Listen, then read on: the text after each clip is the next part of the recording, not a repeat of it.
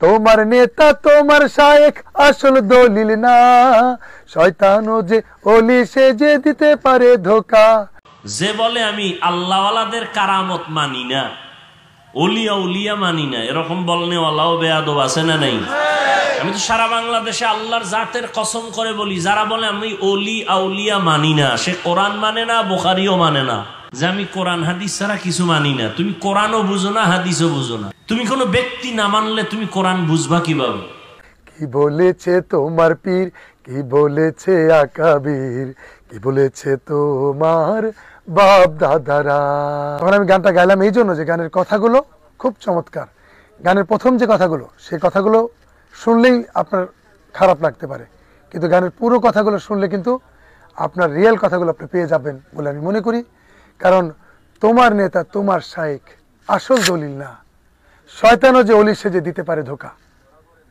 তুমি নেতা অথবা পীর মাশায়েখ কিংবা যে যেই কথাই বলুক, তোমার দলিল দেখতে হবে কোরআন থেকে, তোমার দলিল দেখতে হবে হাদিস থেকে।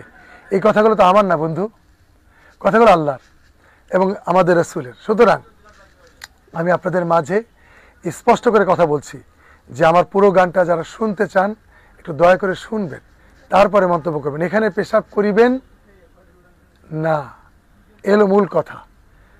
করিলে 50 টাকা জরিমানা হবে, এটা হচ্ছে আমরা জেনে আসছি। কিন্তু যদি কেউ কমাটা যদি এখানে পেশাব করিবেন তারপরে কমাটা মেরে দেয়, তাহলে পুরোই উল্টা হয়ে যায়।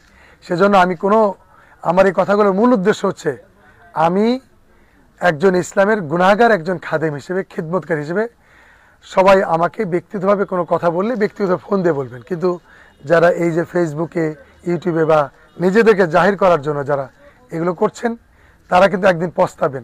আমি কওমি আলিয়া এই বিভেদ দূর করার জন্য আমার অনেক গান আছে। কে কওমি কে আলিয়া বিভেদ করো ভাই, এই ধরনের অনেক গান আছে, আপনারা ইউটিউবে খোঁজ করলে পাবেন। তো আমার মূল কথা হচ্ছে যে কওমি আলিয়া বুঝি না, আমরা বুঝি মুসলিম, আমরা ভাই ভাই। একদল বলে আমরা কিতাব মানি, ব্যক্তি মানি না, এরা ভণ্ড, এরা গোমরা। সত্য কথা স্বীকার করবেন বাঘের মতো। ভয় পাইতেছেন? যারা বলে আমরা শুধু কিতাব মানি, কোন ব্যক্তি, তারা হক না বাতিল?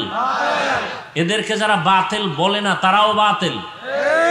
আর এক দল আছে, এরা বলে আমরা ব্যক্তির গোলাম, কিতাবাদি মানি না, বাপেও বুঝে না, আমরাও মানু কি বুঝি না, কোরআন হাদিস বুঝলে না মানু, বুঝি না তো কি বুঝো? কয় পিসাব যা কয় তাই বুঝি। কয় পিসাব যদি জাহান্নামের কথা কয় এটাও সঠিক। এরাও গোমরা, এরাও ভণ্ড। হক কারা? যারা বলে আমরা কিতাবও মানি, ব্যক্তিও মানি। কিতাবও মানি, কোরআন হাদিস মানি, কোরআন হাদিসের কষ্টি পাথরে যারা নিরেট ব্যক্তি, আল্লাহর প্রিয় বান্দা, তাদেরকেও মানি। এরা হক। এরা কি? রাগ করবেন না, আমার কথার একটু জবাব দিয়েন, একেবারে নিরপেক্ষ জবাব, কোনো দালালি টালালি করবেন না। আমাগো দালাল কর না কি? এই যে এতক্ষণ কথা বলছি বা আরো বলছি, বলেন তো আওয়ামী লীগের পক্ষে কয়টা বলছি? বরং আওয়ামী লীগ যারা করে, 2 সেন্টে কথা যে একটু আগে বলছি, এরা মনে করছে মনে হয় আমাকে বাস দিছে, অথচ আমি কোরআন হাদিসের কথাই কিন্তু বলছি। খুব খেয়াল করবেন, আমি আওয়ামী লীগের পক্ষে বলছি? তাহলে তুমি আমাকে আওয়ামী লীগের দালাল বলো কেন? এই বেয়াদব, আমি যে কথাগুলো বললাম বিএনপির পক্ষে বলছি? তুমি আউযুবিল্লাহ পারো না, ক্লাস 8-এ পড়ো, ক্লাস 5-এ পড়ো, দাখিল পড়ো, তুমি ফেসবুকে একজন বড় আলেমের নামে লিখে দিলা অমুক দলের দালাল।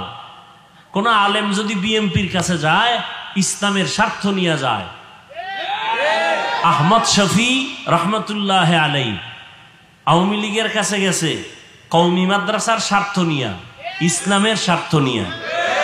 ইসলামের স্বার্থ নিয়ে যাওয়াতে দালাল বললা কেন? তুমি কি দালালের বাইরে? এই অভিশপ্ত সন্তান, আল্লাহ হেদায়েত দান করুন। একটা নেশাখোর মদ পান করে, ওর কাছে কোনো আলেম যাওয়ার পরে যদি হেও মদের বোতল লয় আলেম, তাহলে তুমি বলবা আলেম ওই মদখোরের গোলাম বা দালাল। কিন্তু যদি দেখো না মদখোরে মদের বোতল ফালাইয়া আলেমের পাশে থাকার কারণে টুপি লাগাইছে, তুমি বলবা আলেম দালাল। আমগো কুয়াকাটা সাগরের পারে লজ্জাপতি গাছ আছে, গাছের নাম কি? এটা মানুষের স্পর্শ পাইলেই পাতাগুলো ছড়ানো থাকে, আস্তে বুঝে যায়। ওই লজ্জাপতি পাতা আইনা এটা গুড়া কইরা পানি ভিজায় খাও, তো দেখো কিছু লজ্জা হয়নি? বেহায়া বেলাজা কথাকার। দাউদ আলাইহিস সালামকে আল্লাহ অলৌকিক পাওয়ার দান করছেন। কি পাওয়ার? আল্লাহর প্রিয় বান্দা যারা, এদেরকে আল্লাহ পাওয়ার দান করেন, যেই পাওয়ার সবাইকে আল্লাহ। আচ্ছা আমাকে একটু বলুন, আল্লাহর কাছে প্রিয় বস্তু জিন, ফেরেশতা না মানুষের থেকে আল্লাহর কাছে প্রিয় দামি আর কোন প্রাণী আছে? সত্য কথাটাও বলেন, আছে? আচ্ছা এই মানুষের মধ্যে আল্লাহকে যে মানে সে আরো প্রিয় না? তা আল্লাহকে কে মানে? যে বিড়িটা নেই। হ্যাঁ, আল্লাহকে বেশি মানে প্রিয় আল্লাহর বেশি এরা আম্বিয়ায়ে কেরাম, নবী রাসূলগণ, দ্বিতীয় সারিতে সাহাবায়ে কেরাম, এরপরে তাবেঈন, তাবে তাবেঈন, উলামায়ে মুতাকাদ্দিমিন, আইম্মায়ে মুজতাহিদিন, উলামায়ে মুতাআখিরিন, এরা আল্লাহকে বেশি মানেন আর আল্লাহ এদের বেশি মহব্বত করেন। করার পরে কি করেন জানেন? আল্লাহ বান্দাকে কিছু বিশেষ পাওয়ার দান করেন। কি পাওয়ার? এই কথাগুলো পারলে লিখে রাখেন কলবের মধ্যে, মোবাইলে না। মোবাইল বয়ানের পরে চুরি হয়ে গেল তো আমও গেল, সালাও গেল। কলবে ঢুকান কথাগুলো। কি পাওয়ার? অলৌকিক পাওয়ার, যে পাওয়ার সবাই পায় না বা আল্লাহ দেন না। এই পাওয়ার যদি নবী পায়, কারা পায়? এই পাওয়ারটা যদি নবী রসুলরা পান তখন তার নাম হয় মুআজিজা। তখন তার নাম কি? আর এই পাওয়ারটা যদি নবী রসুল না পাইয়া অন্য কোনো আল্লাহর প্রিয় বান্দা পান, তার নাম কারামত। তার নাম মুআজিজাও সত্য, কারামতও সত্য। যে বলে আমি আল্লাহওয়ালাদের কারামত মানি না, ওলিয়া উলিয়া মানি না, এরকম বলনেওয়ালাও বেয়াদব আছে না নাই? আমি তো সারা বাংলাদেশে আল্লাহর জাতের কসম করে বলি, যারা বলে আমি ওলি আউলিয়া মানি না, সে কোরআন মানে না, বুখারীও মানে না। আল্লাহ হেদায়েত দান করুন।